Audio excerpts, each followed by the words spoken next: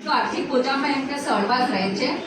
પછી છે માનસિક ટેકો પણ મળી રહે છે. મુશ્કેલીના સમયમાં સંયુક્ત કુટુંબમાં રહેતા હોય તો એકબીજા ઉપર ટેકો રહી જાય છે. અને વધારે તહેવારો ઉત્સવની ઉજવણી હોય તો સંયુક્ત કુટુંબમાં રહેવાની બહુ જ મજા આવે છે. બાળકોનો ઉછેર માતા પિતા બંને જો નોકરી કરતા હોય તો બાળકો ઘરે સરળતાથી રહી જાય છે અને એમને વડીલોના ઉછેરની જેમ કે મોટા પણ થઈ જાય છે. પરંતુ આજના આધુનિક વિભક્ત કુટુંબનું પ્રમાણ વધી રહ્યું છે. વ્યક્તિગત સ્વતંત્રતાની ભાવના અને શહેરીકરણના કારણે સંયુક્ત કુટુંબો તૂટી રહ્યા છે અને માનસિક શાંતિ અને સામાજિક સુરક્ષા માટે સંયુક્ત કુટુંબનું ખૂબ મહત્વ છે. સંયુક્ત પરિવારમાં રહેવું એક સૌભાગ્ય સમાન છે. સંયુક્ત પરિવારમાં રહેવાના 8 ફાયદા છે. એક ભાવનાત્મક ટેકો મળે છે, જવાબદારીઓનો ભાર ઓછો થઈ જાય છે, નાણાકીય સમસ્યાઓનો સામનો કરવાનો સરળ બને છે, બાળકોના ઉછેરમાં મદદ મળે છે. આમ સંયુક્ત કુટુંબમાં રહેવાના ઘણા બધા ફાયદા છે, પરંતુ આજના આ યુગમાં બધાને વિભક્ત કુટુંબમાં રહેવું વધારે પસંદ પડે છે. આ સંયુક્ત કુટુંબ અને વિભક્ત કુટુંબનો એક ભાગ છે, એમને પ્રવૃત્તિ કરવાની છે.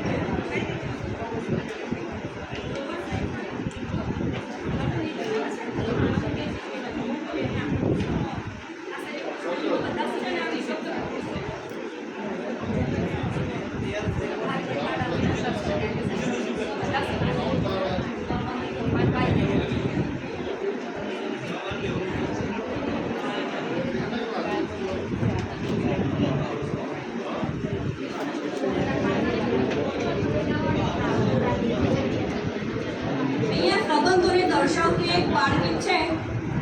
વાલ કરે ને સાથે વડે, ઘરમાં એથી સૌ કોઈ ડરે, કદી ન પડે એ માંદા, પપ્પાના પપ્પા તે દાદા, મમ્મીનું ના ચાલે જોર, પપ્પા પણ થાય સીધા દોર, પહેરે સાડી સાદી, પપ્પાની મમ્મી તે દાદી, ઉંમરમાં છે બહુ મોટા, ભર્યા જાણે ઘીના લોટા, રડતા રાખે છાના, મમ્મીના પપ્પા તે નાના, નિશાળમાં જ્યાં રજા પડે, મોસાળે બહુ મજા પડે, જે કહું તે જાય માની, મમ્મીની મમ્મી તે નાની, પપ્પાનું બહુ રાખે માન, ભૂલ કહું તો પકડે કાન, તો પણ ભાઈબંધ પાકા, પપ્પાના પૈતે મમ્મીની છે કરે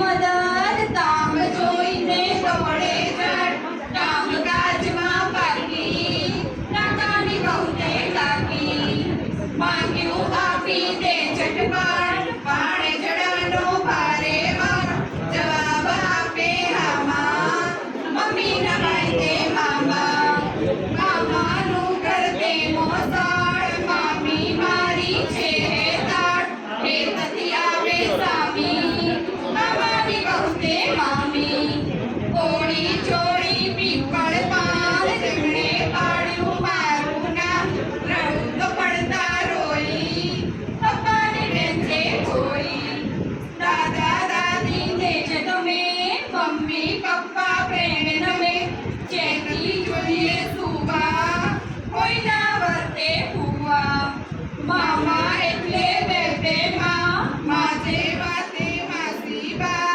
આંસુ જાય નાસી, મમ્મીની બેન તે માસી.